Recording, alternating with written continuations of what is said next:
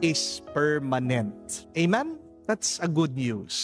May tulong sa iyo ang pagpasok sa iyong sarili. Kasi sabi din ng ating Panginoong Jesucristo, balikan niyo ang kanyang turo, the kingdom of God is in you. At kung tayo'y mananalig sa Diyos, sasakupin tayo ng kaharian ng Diyos.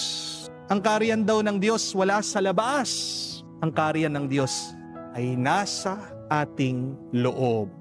Noong panahon ni Jesus, sinahanap ng mga Pariseo ang kaharian ng Diyos. Kala nila ito'y isang physical na kaharian. Naghihintay sila na dumating ang kaharian ng Panginoon. Pero wala sa labas ang kaharian niya. Sabi ng ating Panginoon, nasa inyo na.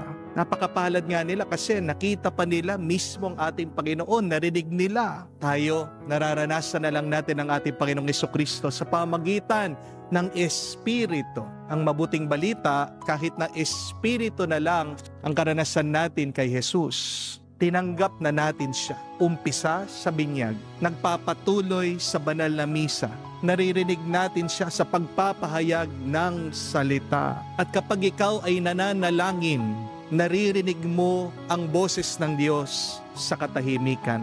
This is the good news. We have received the Spirit of God, the kingdom of God is in you.